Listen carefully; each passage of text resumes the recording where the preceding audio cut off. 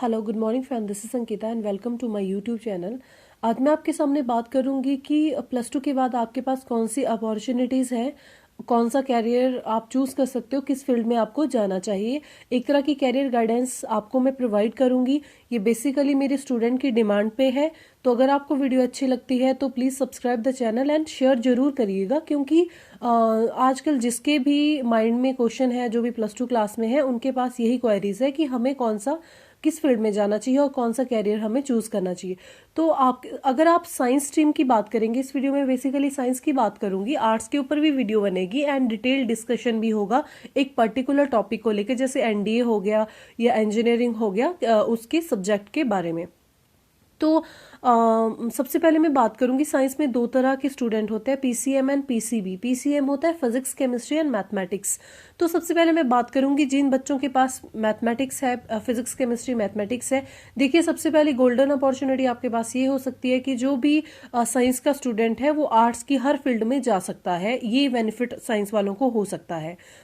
सबसे ट्रेंडिंग जो hot topic market का है that is engineering. Engineering field PCM वालों के लिए बहुत ही ट्रेंडिंग टॉपिक माना जाता है। लेकिन उससे पहले मैं आपको क्लियर कर दूं कि मार्केट में मिथ होता है इंजीनियरिंग को लेके कि इसके जो इंजीनियर है उनकी कोई रिलायबिलिटी नहीं है प्रेजेंट टाइम में।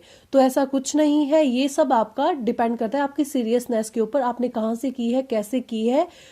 देखिए, अगर आप 5 to 10 ईयर बैक देखेंगे तो इंजीनियरिंग सबसे टॉप 1 क्लास की जॉब मानी जाती थी। क्योंकि वहाँ पे जो क्रीम कैंडिडेट्स होते थे, जो कि गवर्नमेंट सीट अलॉट होती थी, जिनको जो टेस्ट क्रैक करके इंजीनियरिंग करते थे, वही स्टूडेंट आगे जाते थे। आईआईटीज हो गया, आईआईटी आपका हो गया, ये सबसे मतलब ट्रेंड में माना जाता है, इसी के लिए सारे प्रैक्टिस करते हैं। तो बाद में क्या है, प्राइवेटाइजेशन बढ़ गई और प्राइवेट कॉलेज ओपन होने के कारण जो रॉ मटेरियल है आपका, सारे स्टूडेंट वहां भी इंजीनियरिंग करने लगे, जिसके कारण अगर आपसे एक सिंपल सा टेस्ट क्रैक नहीं हो रहा है, आप प्राइवेटाइजेशन से कर रहे हो, तो वो भी डिपेंड करता है, उसमें भी आप एक नॉन सीरियस ढंग से अगर आप अपना कोर्स परफॉर्म कर रहे हो तो आपका कैरियर अपॉर्चुनिटी वहीं पे जीरो हो जाती है। तो इंजीनियरिंग बहुत ही, इसका पे स्केल बहुत हाई होता है। ये मैं फिर बोलूंगी कि ये सारा डिपेंड करेगा आपके ऊपर कि आप किस तरह से अपनी फील्ड में परफॉर्म कर रहे हो, आपके नॉलेज के ऊपर। तो सबसे पहले मैं बात करूंगी इंजीनियरिंग में जो सब टॉपिक आता है दैट इज आईटी सॉफ्टवेयर। ये मार्केट का ट्रेंडिंग टॉपिक है। आईटी सॉफ्टवेयर है, जितनी भी एप्स डेवलप होती है, स्विगी हो गया, अमेजोन हो गया एंड जोमेटो हो गया, ये सारे क्या है, ये ऐप्स है, ये क्या है, सॉफ्टवेयर ही तो है। तो इनको रन करने के लिए क्या चाहिए होता है।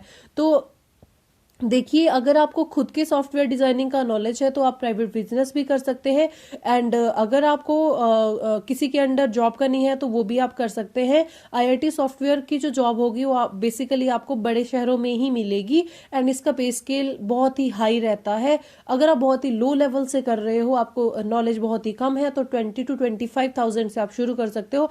लेकिन अगर आपका नॉलेज अच्छा है और आप एक एवरेज स्टूडेंट की तरह इसमें परफॉर्म कर रहे हो तो आपकी सैलरी जो है वो लैक्स में जा सकती है, 1 to 3 लाख।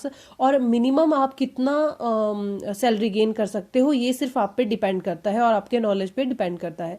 दूसरी मैं बात करूंगी जो बहुत ही कॉमन टॉपिक है, civil and electronic engineering, civil engineering, computer science engineering. इन तीन इंजीनियरिंग के बारे में 90% इंजीनियर जो है इन तीन फील्ड को चूज कर सकते हैं। आपको पता ही है, electronic engineer and civil engineer and computer science engineering.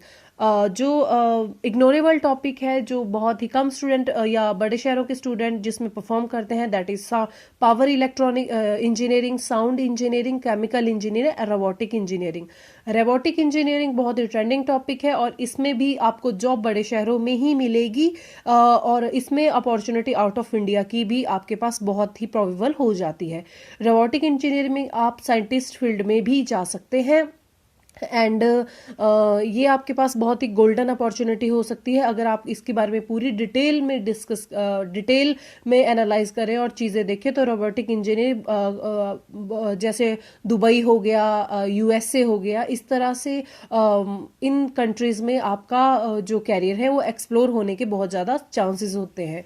तो ये हो गया इंजीनियरिंग के ऊपर। नेक्स्ट हो गया आपके पास बीटेक। आपके पास बीटेक की चॉइस रह सकती है पीसीएम वालों बच्चों के लिए। बीटेक 4 ईयर का कोर्स होता है, इसमें 60% मार्क्स रिक्वायर्ड होते हैं एंड मीडियम ऑफ इंग्लिश इसकी कंडीशन रहती है। इसका भी जो बीटेक वालों के लिए जो सैलरी स्ट्रक्चर अच्छा मिलता है वो बेंगलोर, कर्नाटका एंड दिल्ली में अच्छा मिलता है। 50 से लेके लैक्स तक, लैक्स से लेके 5 to 10 लाख तक आपका जो सैलरी स्ट्रक्चर रहता है। उसके बाद बीटेक के बाद आप एमटेक कर सकते हो, जिसका 2 से 3 साल का कोर्स रहता है। पीएचडी कर सकते हो, 2 से 3 साल का कोर्स रहता है। एमफिल कर सकते हो। ये सारी चीज़ें आफ्टर बीटेक आप परफॉर्म कर सकते हो। उसके बाद आता है आर्किटेक्टर। आर्किटेक्टर में भी आप डिज़ाइनिंग कर सकते हो। बिल्डिंग डिज़ाइनिंग हो गया, डिफरेंट हो गया, और उसकी जॉब मैक्सिमम कंस्ट्रक्टिव एरिया में ही रहती है, जैसे दिल्ली हो गया, बॉम्बे हो गया, एक्सेट्रा। मतलब जहाँ पे सैलरी स्ट्रक्चर आपको बहुत अच्छे लेवल पे मिलता है। ओके, और बाकी तो वही है, अगर आप सिर्फ लाइवहुड के लिए जी रहे हैं तो 10, 15, 20 ये तो आपको अपनी सिटी में भी मिल जाएगा। इंजीनियरिंग का मैक्सिमम डिपेंड करता है कि वहाँ पे फील्ड का एक्सप्लोर किस सिटी में हो रहा है, उस अकॉर्डिंग आपको जॉब अलॉट होती है। तो आपको पहले ही +2 के बाद प्रिपेयर होना चाहिए, प्रॉपर गाइडेंस लेनी चाहिए कि आपको कौन सी फील्ड में जाना है, और उस कोर्स को परफॉर्म करने के बाद आपको नेक्स्ट स्टेप आपको क्या लेना है, तभी आपका कैरियर अच्छे से बन पाएगा। That is very trending topic. NDA बहुत ही अच्छी अपॉर्चुनिटी होती है 12th के बाद, और इसकी सैलरी जो है वो 70,000 से स्टार्ट होती है। और एनडीए में हम पूरा डिस्कस करेंगे, क्योंकि एनडीए बहुत स्टूडेंट को क्लियर नहीं है। तो एनडीए के ऊपर मैं एक अलग वीडियो बनाऊंगी, उसमें मैं आपका पूरा डिस्कस करूंगी क्या होता है, कैसे होता है, और उस पर सिलेबस भी डिस्कस करेंगे। नेक्स्ट में 12th के बाद बैचलर ऑफ साइंस, जिसको ग्रेजुएशंस कहते हैं, ग्रेजुएशंस में भी आप जा सकते हैं। उसके बाद आप एक पर्टिकुलर फील्ड में आपकी एमएससी या एमटेक या फिर एमफिल, पीएचडी, मतलब एजुकेशन में जा सकते हो। एजुकेशन अपनी फील्ड होगी। एजुकेशन में भी फिर बहुत ज़्यादा वैरायटीज होती है। जैसे आपने ग्रेजुएशन कर ली, ग्रेजुएशन के बाद अगर आपको गवर्नमेंट जॉब की तैयारी करनी है तो जो आपका क्लास 1 ऑफिसर तक जितना भी आपके पास टेस्ट रहते हैं उनके लिए ग्रेजुएशन मानी जाती है। और ग्रेजुएशंस के सिर्फ ग्रेजुएशन ही मानी जाती है। बाकी एजुकेशन में आप चले जाएंगे तो वहाँ पे जैसे आप एमएससी परफॉर्म कर रहे हो, एमफिल कर रहे हो, पीएचडी कर रहे हो, तो डिपेंड अपॉन आप किस फील्ड में अप्लाई कर रहे हो, उस अकॉर्डिंग आपकी क्वालिफिकेशन मांगी जाती है। बेसिकली ग्रेजुएशन इनफ होता है किसी भी टेस्ट को भरने के लिए, किसी सिर्फ एजुकेशन को छोड़ के, मतलब अपनी फील्ड में छोड़ के हर सब्जेक्ट में सिर्फ ग्रेजुएशन मांगा जाता है। ग्रेजुएशन के बाद अगर आपको ग्रेजुएशन करनी है तो सबसे अच्छा कोर्स है, आप ये कर सकते हैं कि आप ग्रेजुएशन करते टाइम, जैसे आपने साइंस रखा हुआ है तो ग्रेजुएशन रखते टाइम आपको अगर एजुकेशन में जाना है तो आप बीएड के एंट्रेंस की तैयारी कर सकते हैं, या फिर जिसको बीएड नहीं करनी है वो बैंकिंग की तैयारी कर सकते हैं, कॉम्पिटिटिव एग्जाम की तैयारी कर सकते हैं, आईएएस की तैयारी कर सकते हैं, एचएस की तैयारी कर सकते हैं। बहुत ही डिफरेंट फील्ड होती है, हर फील्ड आपके लिए खुली हुई है ग्रेजुएशन के बाद। तो स्मार्ट वर्क आपके लिए यही है कि आप पहले ड्यूरिंग ग्रेजुएशन ही अपना माइंड सेट करिए कि आपका ग्रेजुएशन के बाद टारगेट क्या है, और उस फील्ड की तैयारी आप करिए।